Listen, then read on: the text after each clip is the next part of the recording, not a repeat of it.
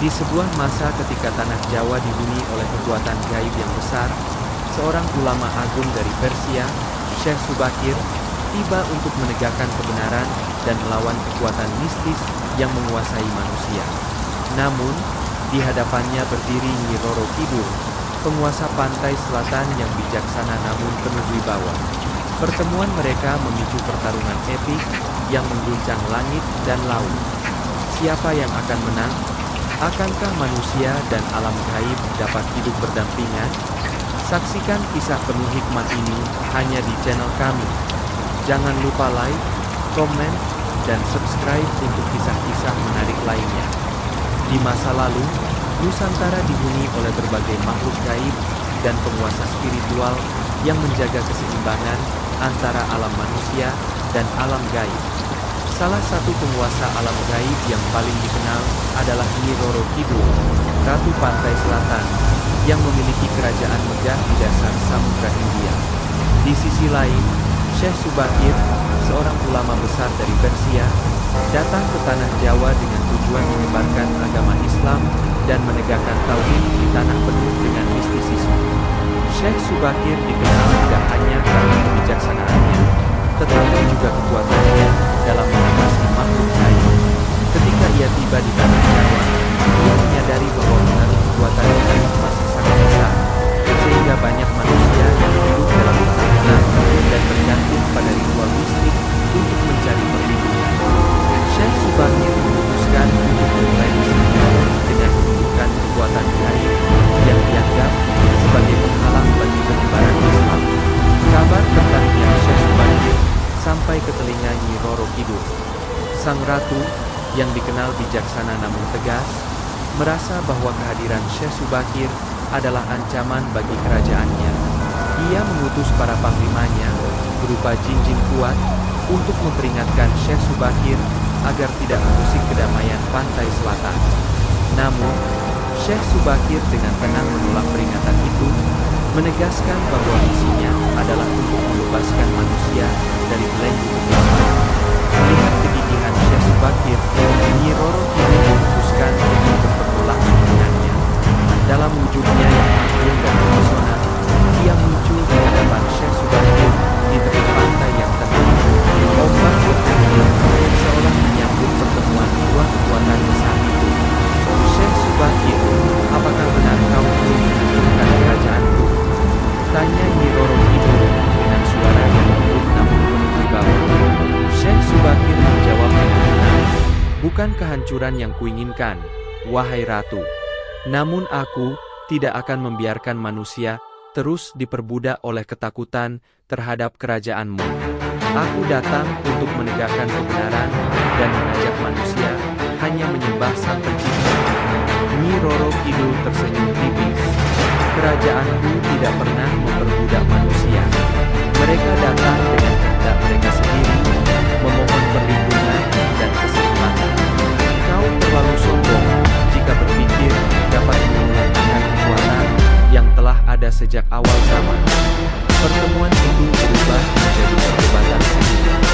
Nyi Roro Kidul membela keberadaan kerajaannya sebagai bagian dari keseimbangan alam semesta, sementara Syekh Subakir meyakini bahwa semua makhluk harus tunduk kepada cipta alam.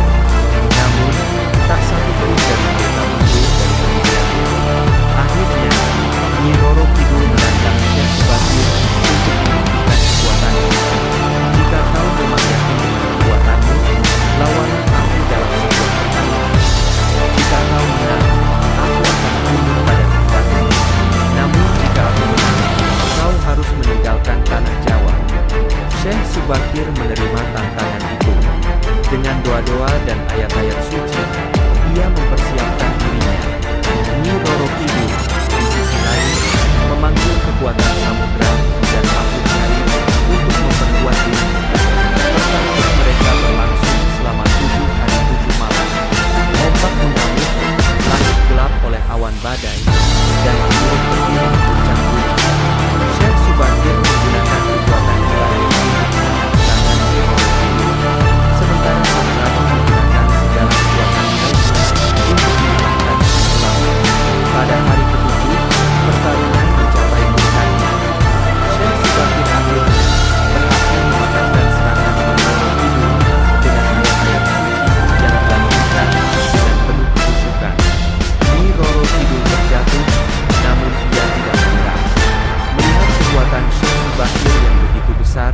Nyi Roro Kidul akhirnya mengakui kehebatannya.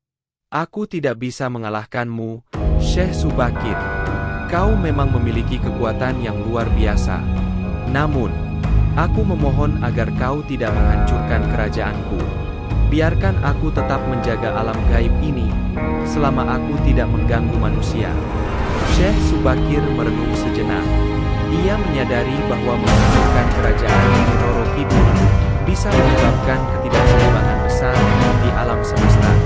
Akhirnya, ia berkata, "Aku akan mengabulkan permintaanmu, wahai ratu. Namun, dengan syarat, kau tidak boleh lagi mengganggu manusia dan membuat mereka hidup dalam ketakutan. Biarkan mereka menyembah Sang Pencipta dengan bebas." Nyi Roro Kidul menyetujui syarat itu. Sebagai tanda perdamaian, ia menyerahkan sebuah keris pusaka kepada Syekh Subakir, yang kelak dikenal sebagai keris Kiai Subakir. Keris itu menjadi simbol perjanjian antara keduanya, bahwa manusia dan makhluk gaib harus hidup berdampingan tanpa saling mengganggu. Setelah pertemuan itu, Syekh Subakir melanjutkan misinya menyebarkan Islam di tanah Jawa, sementara Nyi Roro Kidul kembali ke kerajaannya di dasar laut. Keduanya tetap memegang janji mereka, menjaga keseimbangan antara alam manusia dan alam gaib. Legenda pertemuan mereka menjadi cerita yang diwariskan turun-temurun, mengingatkan manusia untuk hidup dalam harmoni dengan alam, tanpa melupakan siapa Sang Pencipta sesungguhnya. Dan begitulah, pertemuan antara Syekh Subakir dan Nyi Roro Kidul menjadi awal dari perdamaian antara alam manusia dan alam gaib. Dengan kebijaksanaan dan kekuatan, Syekh Subakir berhasil membawa pesan kebenaran tanpa menghancurkan keseimbangan semesta. Kisah ini bukan hanya tentang kekuatan, tapi juga tentang bagaimana dua pihak yang berbeda dapat menemukan jalan untuk hidup berdampingan. Sebuah pelajaran tentang harmoni, keberanian, dan keikhlasan. Terima kasih telah menonton. Jika kamu menyukai cerita ini, jangan lupa untuk like, komen, dan subscribe agar tidak ketinggalan kisah-kisah legendaris lainnya. Sampai jumpa di video berikutnya.